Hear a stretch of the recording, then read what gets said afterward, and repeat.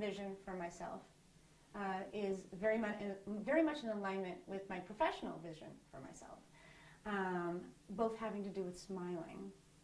I love being the inspiration of a smile. And so if I can walk into a situation where people are not smiling and produce even one smile there, I feel really good, they feel really good. For me, it's a win-win situation. So that's what I'm all about. I believe that positivity breeds positivity and negativity breeds negativity. And I would like to be the person who breeds and inspires all the positivity that I possibly can. Because I think it grows within individuals and then it spreads within all of humanity. Paying it forward, to me personally, means that it's not just about one thing to one thing. Like, I don't just walk in and make someone else smile.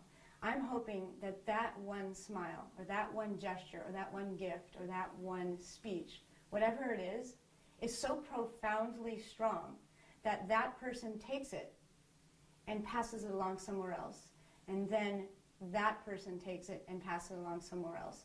So I'm kind of hoping that it goes through a bunch of people, a bunch of cities, a bunch of states, a bunch of countries, all throughout the planet. I would love to create a paradigm shift in the way media is presented to the public.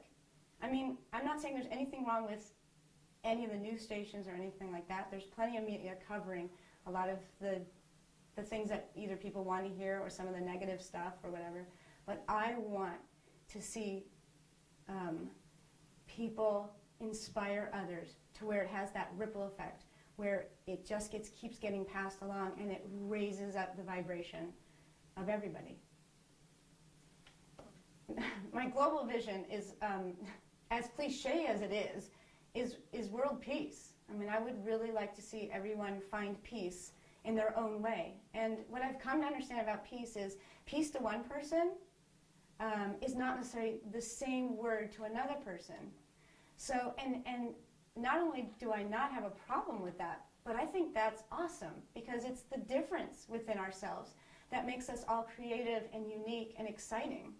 So, for example, one person peace might be, meditating in a quiet room, and another person might be at a party having a great time, but they just feel happy and peaceful. It's how you interpret the word, it's how you feel, but it's all generated from a very positive feeling, I think. Learning, playing, and growing. Learning, to me, is evolving. Is to not be stagnant in just one idea and one perception of how something can occur. Learning is be able to evolve with the situation. And there's no one way to do anything in any given situation. At least I don't think so. And so when I walk into a situation, if I'm going to try to make someone smile or introduce some positivity, there's not a formula, There's definitely certain things that work. You can tell jokes or something, but it could go much deeper than that. Depends on what's going on, what's in that given situation. So to me, learning is evolving. Playing, was that the next word? Okay. Playing is my life. That's what I'm all about. I love playing. I have never stopped loving playing since I was a kid. I can still throw a football. I always thought I was going to be an NFL quarterback until I realized that I was only 120 pounds and female wasn't probably going to happen right now, at least. But I mean, I love sports. I love games. I love playing with people. I love just about anything. So playing is, and I guess you could take evolving and playing, learning and playing together, and you can play with certain situations to see how you can learn or evolve more. So growing definitely plays into that. I think the after effect of evolving and playing would then be growing. And you'd never stop growing. I mean, all your life I think you stop. I think it's almost sad. At least if I stopped growing in some way, I would feel sorry for myself. Because I learn and play through meeting and dealing with different situations and different people, and then I grow from that. And then what I have to offer, I think, is richer and better. Conscious is purposefully and mindfully doing something with an intention. So if I were doing something creatively, consciously, I would do it in my own way and consciously within my own brain have an intention, like say I wanted to make them smile or feel better or improve the situation in a given way. I would come up with a unique way based on who I was dealing with to try to do that. Co-creation, that's the next part. Co-creation means it's not just about me. There's a oneness that I feel with all of humanity throughout the entire planet. It doesn't matter who they are, and where they live, and what their income level is or cultural background. There's a connection that I feel. And I love connecting with everybody, and I love everyone's uniqueness. So co-creation is amazing. I think the power of one is the strength of many. Cocoon to flight. Well, that to me, actually, it has a lot of meaning because I think everybody, not just caterpillars, start out as caterpillars. And we go through our lives, everybody goes through their lives with unique situations in different environments, with different religions and cultural backgrounds. And as we're going through our life, we are that caterpillar, picking up different things that we like and we don't like, and finding out who we are and discovering things about ourselves and other people. And then at some point in our lives, or at least for me personally, there's situations that happen in your life that are more excitable or more emotional, and it kind of wakes you up in a sense. Well, or it does for me anyways. And I've seen a lot of people just kind of suddenly, wow, you know, life has much more meaning than I thought it did, or there's just so much more going on that meets the eye, or, you know, just little things like that. And then it's kind of like you come out of that cocoon like a butterfly, and it's beautiful. And you have wings now. You can fly around, and you're freer. And it's just, I don't know, sometimes I tell people, you know, I said, if you're really that upset or that depressed, I said, look in the mirror and understand that there's some kind of rebirthing going on. That what you're seeing right now is not your entire reality, and that perhaps that butterfly is just waiting right there to come out and reach out its wings and fly. Okay. Conscious business collaboration, I think, is a very interesting concept.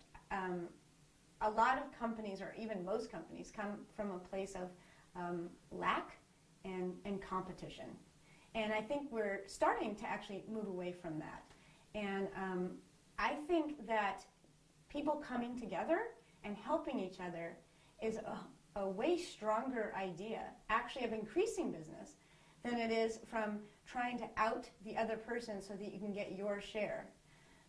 One of the things with SmileTV that we did when we started to look on the internet to see how many positive news-based shows there were, was instead of calling it a competitive analysis, we called it a comparative analysis.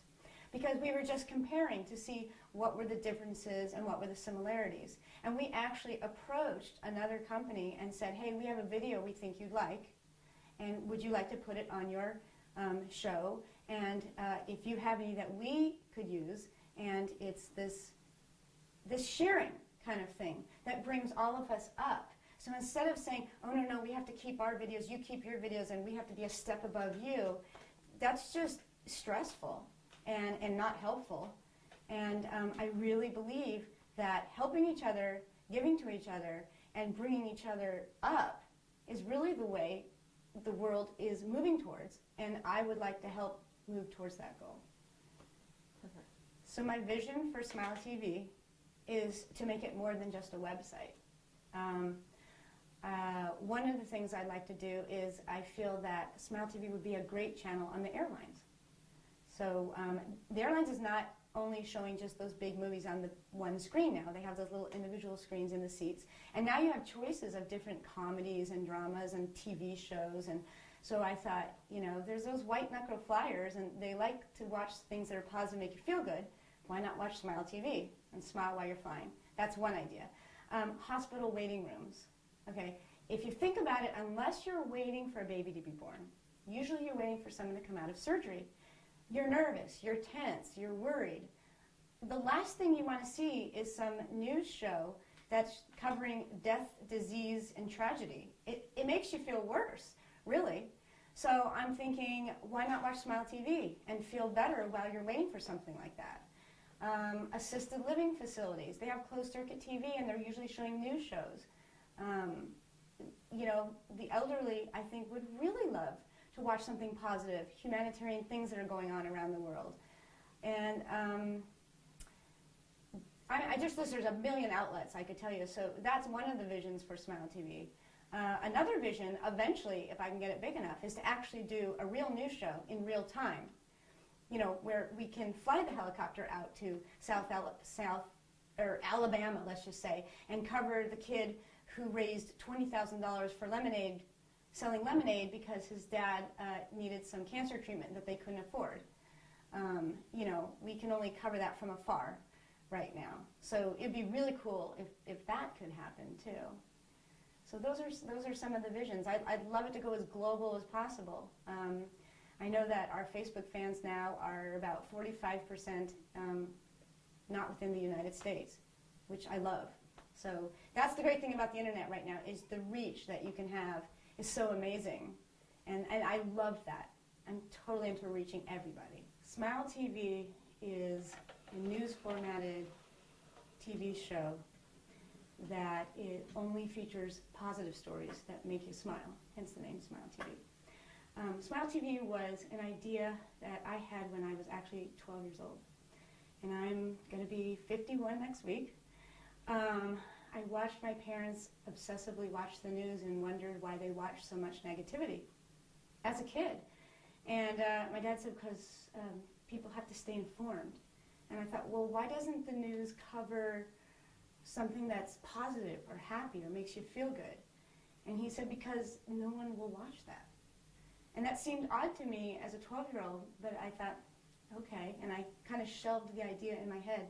Now, I was one of those kids that had a camera in my hand all the time, so I was videotaping everything. Actually, Super 8 everything, and then video.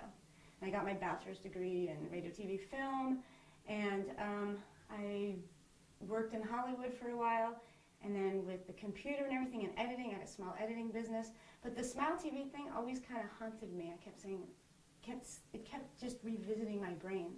And then towards the end of last year, I was having lunch with a bunch of my friends, and they said, well, I was just told them, I said, basically, I've had this idea. And I explained what SmileTV was. And they were all like, oh my gosh, we never watch the news is too depressing, why doesn't someone come out with a positive news story a long time ago, that's a great idea. And I said, that's been my idea, but I don't know what to do. And they're like, you should do it. And I said, I don't have the resources, I don't have the people, I don't have this and that. And they said, Sandy, you hypocrite. You always say, follow your dreams, and what are you doing? So I just kind of jumped off the cliff and waited for my wings to grow as I was going down, basically. And so SmileTV was born, and it's evolved since then. So it's now a fully interactive website where we have participatory things going on, like photo contests and polls you can take. We have videos that people have submitted that make you smile that we put up there. We have our full-on show. You can see only segments of your show, and we have what's called a Smile Minute. And a Smile Minute is basically 60 seconds of a news brief, 3 short stories with an on-camera talent, describing news from just internationally, anyway from the world, but positive news that makes you smile. One of my favorite things about SmileTV is meeting all these people and hearing all these great stories. There's just so many great stories going on in the world, and why the media doesn't cover them all and goes after the sensationalistic, violent murder, disease, death, tragedy is beyond me. But I guess, oh man, that's a hard one. Let me think for a second. Well, I think it would be Surfers for Healing. That was, it's an organization, a nonprofit, where they take children who have autism and they bring them to a beach and they get them up on a surfboard. And I talked to the guy who runs it, who has an autistic child. And that's how he found out that this actually does something for autistic children.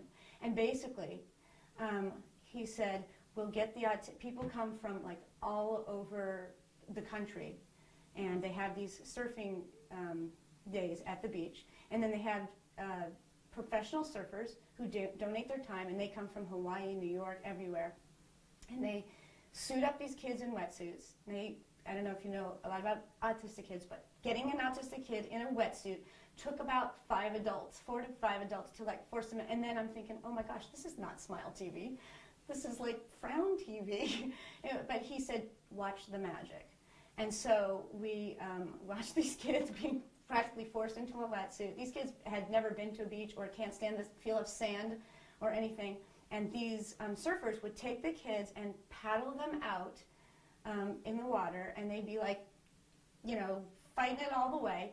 They'd turn around, catch a wave, and the guy would literally like take this kid and put him on a surfboard and hold him. That's how good the surfers were, that they could hold another kid on there. And we watched this one kid go from screaming to this, like an eagle, just kind of just looking out and holding his arms up, and like the mother was crying, and it was unbelievable. The kid came in, and now this is a kid who's nonverbal, so doesn't talk, and they were saying, how'd you like it, how'd you like it? Knowing that he wasn't going to say anything really, but you still talk to him. And he turned around to the water, and he pointed, and he said, water. That was his first word. I think that made the biggest impact. I mean, I like had tears in my eyes. Everybody did. We were all clapping. It was amazing. But that's just one of 100 stories.